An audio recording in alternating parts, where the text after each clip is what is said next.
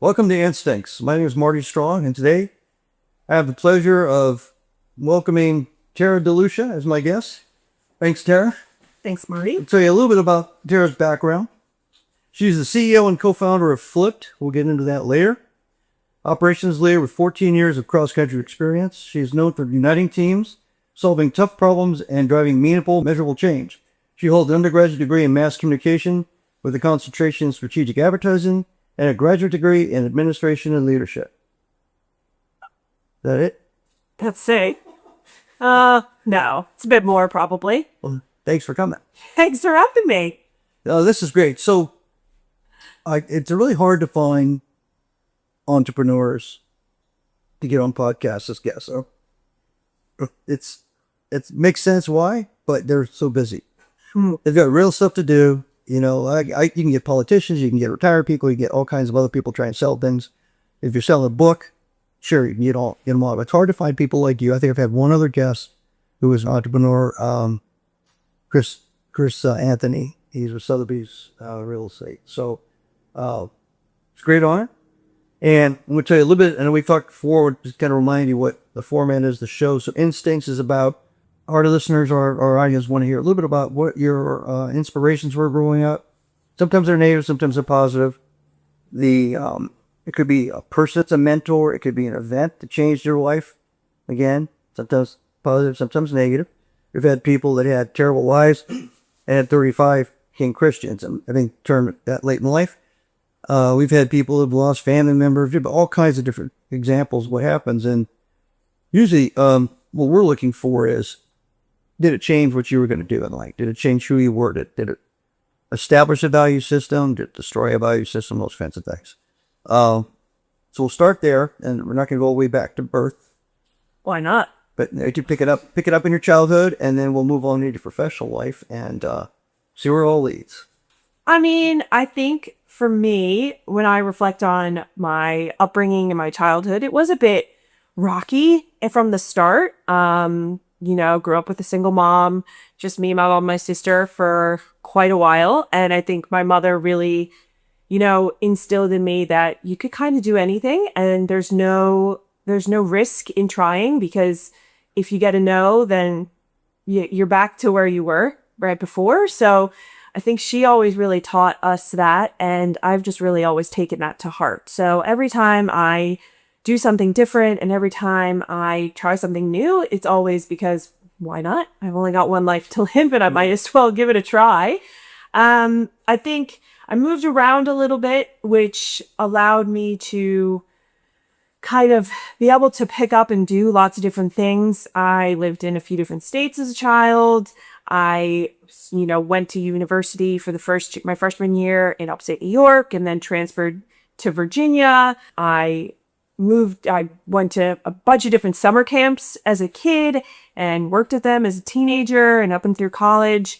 And then when I was 23, 24, I moved to Australia. So I think that I just kind of have this, and you can kind of do anything spirit. And I think that that's probably just because of my mom. Born to move. I mean, was it like an Outback commercial or something? But what inspired you? Yes, definitely. No, so I met my now husband when I was 24 and I thought he was really cute, obviously. And we did long distance for a while, and then it just made more sense for me to move to Australia because I could get a working holiday visa as opposed to him coming to America to get, a working visa or green card. And so I moved there when I was 24 going on 25 and quit my job and sold my stuff. Wow. And just moved to Sydney, and I've been there for over 11 years now. That's quite the leap. Yeah, it was hard. I remember my family when I was leaving going, I'll give it a month, I give it 2 months, I'll be back in 6 months.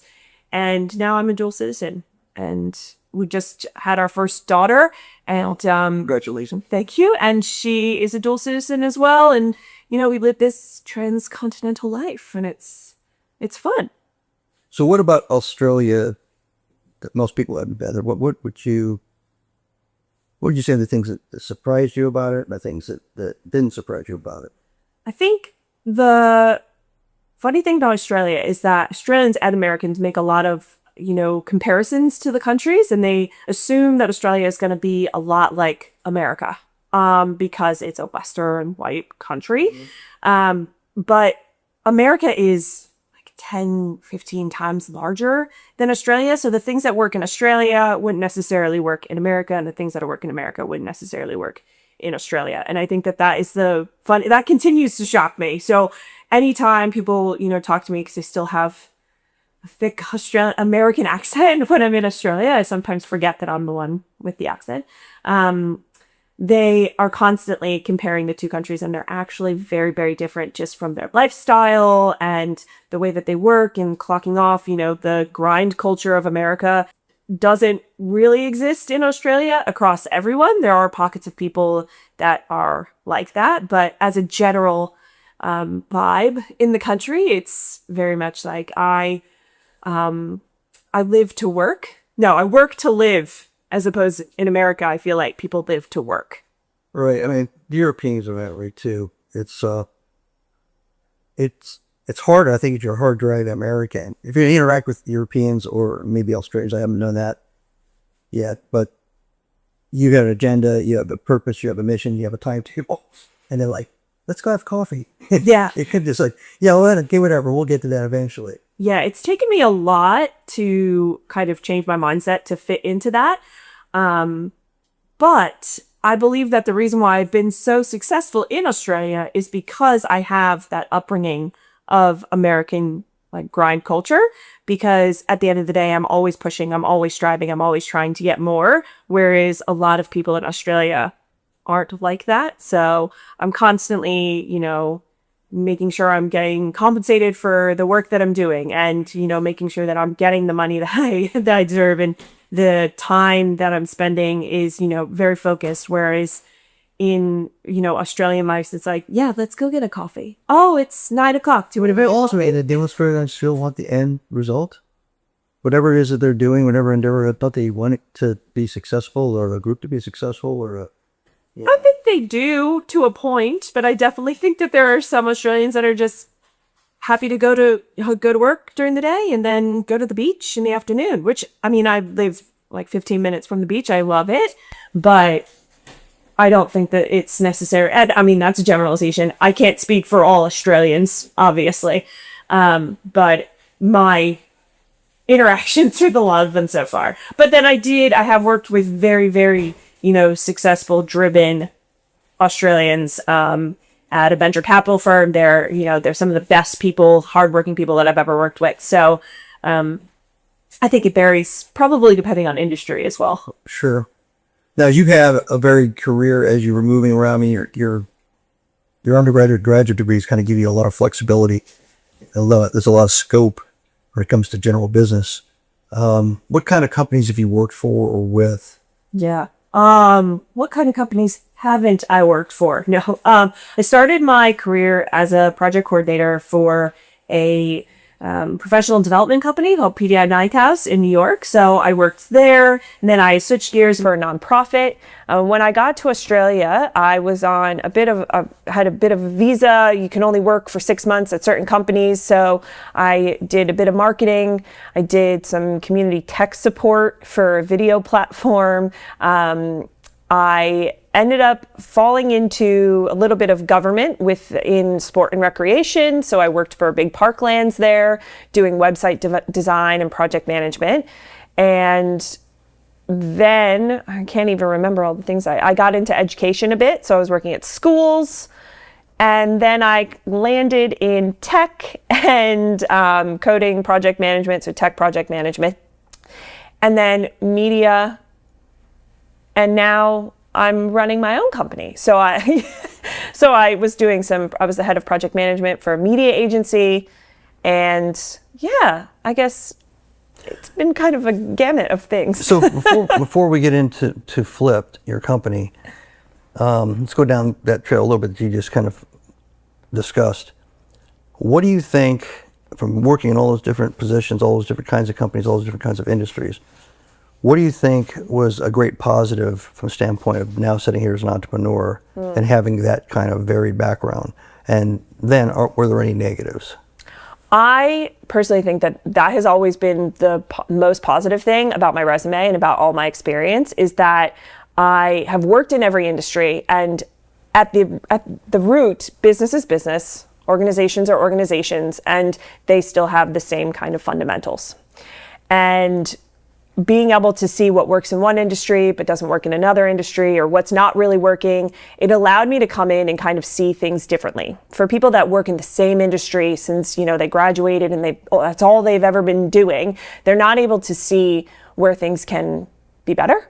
And I think that was always really big value for me. Now, a negative potentially could be that I did meet a lot of resistance coming into certain jobs because, well, you haven't worked in this industry for the amount of time that I've worked in this industry, so why should I listen to you? And, those types of people I loved working with because it was kind of like a nut to crack. Like, I'm going to get in there and we are going to be best friends and you're going to love what I'm telling you. And I had a coworker that was exactly that. When I got my role as the head of project management, I was tasked with implementing project management in a media agency that had no project management. And this one guy who is now a friend who I would work with again instantly, he despised me. He despised everything that I had to say. He didn't like timelines. He didn't like tasks. He wanted to just do whatever he wanted to do.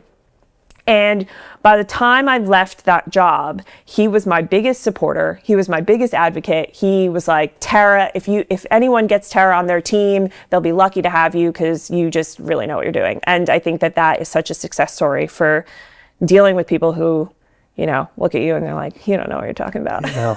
It's funny. I mean, I've mentioned on other podcasts that I've been on boards where I had nothing to do with the core purpose of the board, like a robotics company, not knowing anything about robotics. Everybody else on the board were all technical people from all these different, Fortune 50 companies.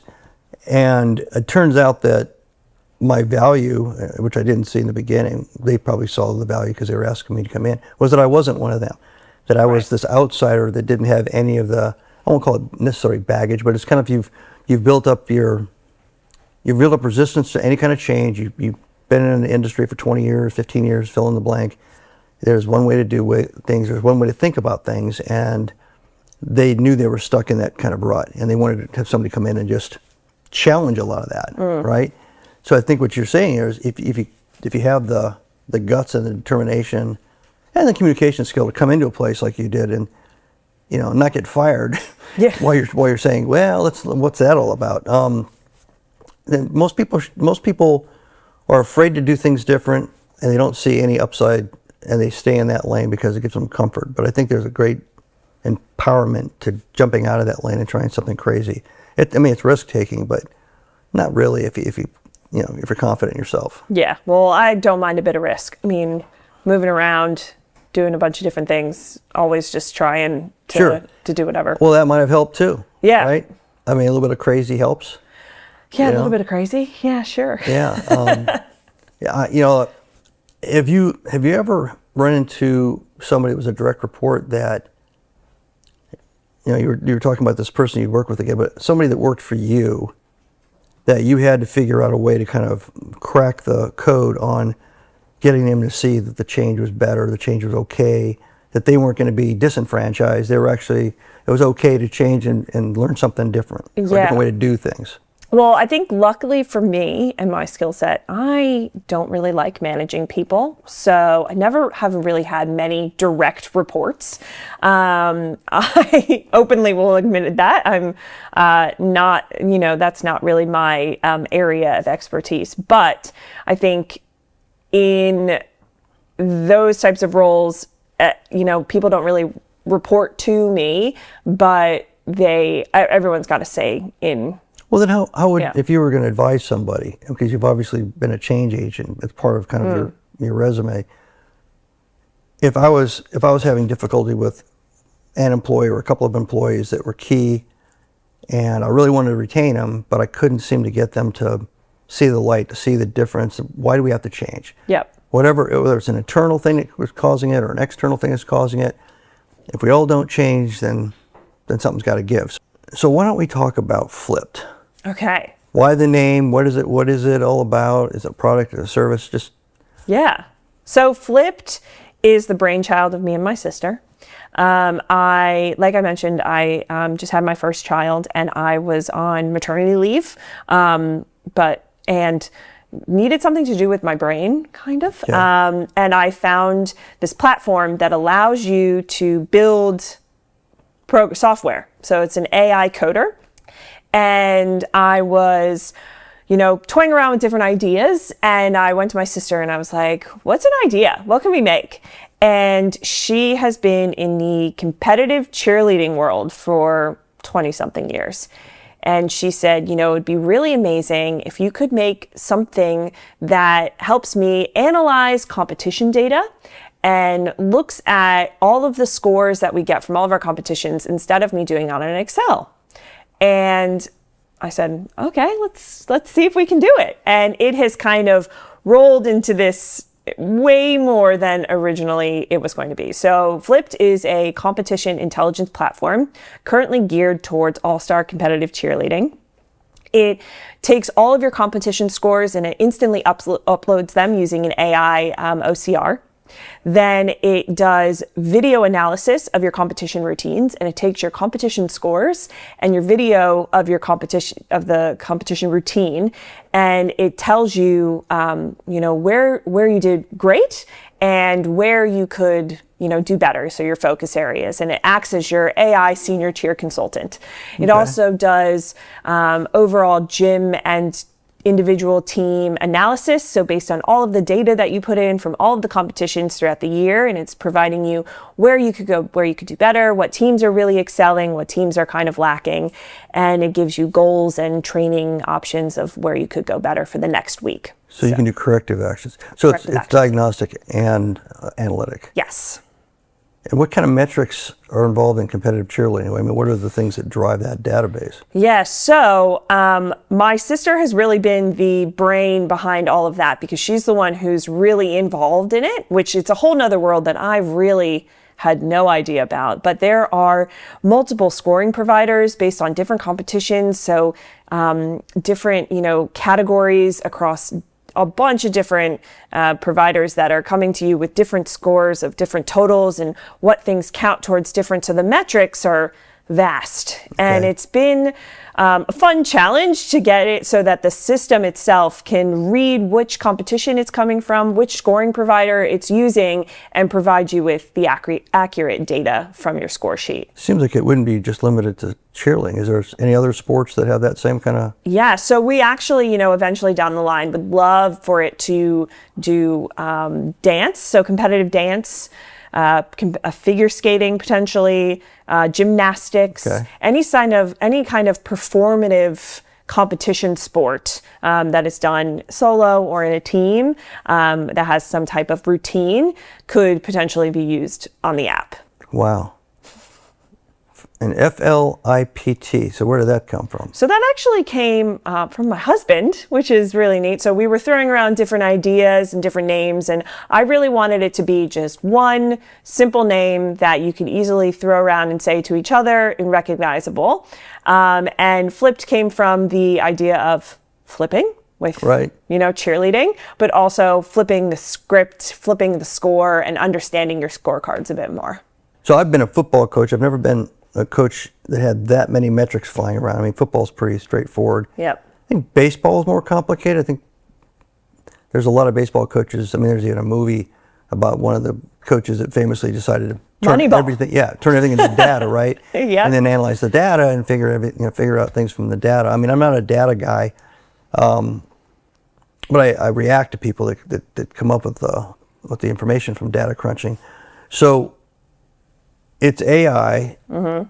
Up until this point in the discussion, you haven't said that you were a technician per se. How hard was it to learn how to do this? So the platform that I'm using is relatively user-friendly, so it's for beginners, but it has taken a long time to figure out exactly how to prompt it. And you have to remember that AI, it can make mistakes and will make mistakes, and it's only as good as the prompts that you're really putting into it. And I think that, when it first started, it was very basic. I wasn't really providing a lot of detail. And now when I add a change or need to build something and I'm prompting it, it's very much, ask questions if you're unsure and make sure that you are fully comprehending what I'm asking you before you make any changes, because it'll just eat into my credits of my AI credits and, blow out the budget. So I've been I've learned a lot on how to work more with AI from this specific project. Is this a U.S. focused effort right now? Yeah. So while I'm based in Australia, right, the cheer industry is very big in America. So it is geared towards American all-star cheerleading gyms, but there are cheerleading gyms that exist in Australia that we will be looking at potentially, but they have different scoring providers, different scoring metrics, so things that need to be built on. We also want to break into the high school, middle school, college cheerleading industry, as well as rec clubs and professional cheerleading. So there's a lot more just within cheerleading before we in the States before we branch out into Australia or potentially different sports. Right. I'd be prepared for this to really take off. I mean, I was around when the internet first started, I guess, monetizing ideas like this, and people started making their own apps on smartphones, and let's sell some toys this way. Toys. Everything had a .com, and once everybody realized I can sell this way, I can do this, all these great ideas popped up. Yep. I mean, even Uber, all these things just came out of nowhere. And I think, again, back kind of the closed-mindedness of being too close to something like technology. You might be the person that created the technology, but I don't think Steve Jobs, I know Steve Jobs didn't think the Apple was going to be the be-all, end-all killer of the Kodak camera. Yeah. He never thought, really what that is, almost as much as anything else, it's our camera, right? Yep. Nobody owns any other cameras. So I think it's people like you that are taking this kind of technology and you're applying it, and you're doing it in very practical ways. You're solving real problems, and I think it's gonna be kind of exciting. Not just for Flipped, but I think it's gonna be exciting just to see this whole kind of evolve. Yeah. From the ground level, what's it going to do to make life better and things easier? Yeah, I think the tech of being able to build platforms is so much easier now than it ever was. It's really about the idea and coming up with something that doesn't exist already and something that people will actually use. Because I think my sister kept going, well, why wouldn't they just keep using Excel? Or why wouldn't they keep, do something else that they've already been doing? Or why would they care? Because my sister's a bit of the pessimist, where I'm a bit more of the optimist. Sure. in the pair. And I just keep saying, people will use it because it'll make their life easier. And you are a prime candidate for the user group of who will be using this, and you're frustrated. So why wouldn't there be other frustrated individuals who want to use it? And people being where they are, there's always early adopters, and if it is functional and it is effective, you start to find yourself, if you're holding on to the old ways, you find yourself falling further and further behind. If you can only do this much work, yeah, exactly, and other people using this are doing this much work, it starts to show up. I mean, it starts to be something you can't ignore anymore. Exactly. I was with a company where everybody did all the scheduling of recruits and travel through spreadsheets. 40, 50 people, they're all sitting there crunching, and they had the personal way of doing the spreadsheets, and everything got done exactly the way it's supposed to be. Yep. No screw-ups. But we were getting so big, we got a company came in and built this big database, dumped all that information into the database, so now anybody could go in and just ask the question. I want this kind of person that speaks this kind of language, that can do this kind of thing. And I tell you, it was almost to the point where they had to go in and take the computers away from people because they refused to use it. Yep. Even when now, as a manager or somebody who didn't know anything about the techniques and the methods they were using on the spreadsheets, I could go in and do that very, very quickly. They could actually do it. They could do 10 times the amount of work in the same amount of time. Yeah. But they didn't see it. They saw it as a threat to the way they were doing it. That's what everyone feels. A lot of people feel right now about AI in general. So, people are threatened and they're scared about what it could do. And I always say, AI is coming, whether you like it or not. Get on board. And I personally don't think it's going to take away as many jobs as people actually think. So right now we've got a lot of CEOs who are using it as an excuse to cut budget because they've got overhead, they've got budget, they've got to cut, and it's an easy way to go. We're going to get rid of these people because AI is going to take over their job. but it's not actually going to take over their job. You still need humans to prompt it. And the goal is to use AI to make your people more effective by automating things, by using it, you know, in a way that it's going to support their work is way better than going, oh, it's just going to take over their job. Because what AI has helped me is code. Because I don't have to, employ a coder to do the job. However, I've got about 470 versions of this website, which, you know, it's taken me a lot to learn it. So I couldn't have just plugged it into the AI and gone build this website, because it wouldn't have worked without a human. Right. So I think that's such a, an important thing to remember about where we're going in the world, is that AI is here, but it's not gonna, I personally don't think it's gonna replace everyone. Yeah, I That would be agree. really sad. Well, speaking of where we're going, where's Flipt now in the process? Yeah, Flipt is at launch phase. So we are launching on the 30th of June, which is really exciting. So it's 8 days to go from the day that this is being shot. But we are really excited to see what happens. And we're actually in a low stage for competition. So the competition season in cheerleading isn't on right now. So it's actually a really great time to get into the market and get people to understand it. And we're hoping that we're going to make a really big presence in the competition season upcoming from September to March. Wow, that's exciting. Yeah, it's really So exciting. if people want to get involved, they want to access Flipt so they can actually use it. I mean, how do they reach you? Yep, flipt.pro. So flipt.pro. Very easy. Real simple. Yeah, real simple. Real simple. Well, I want to have you on again because I want to see how the story ends. Yeah, thanks, Marty. This is great. Thank you for having me. Yeah, thanks for being a guest. And if anybody has any great ideas for guests or for topics, please send us an email at podfinitynation@gmail.com and like us, share us. We love that all that too. Thank you.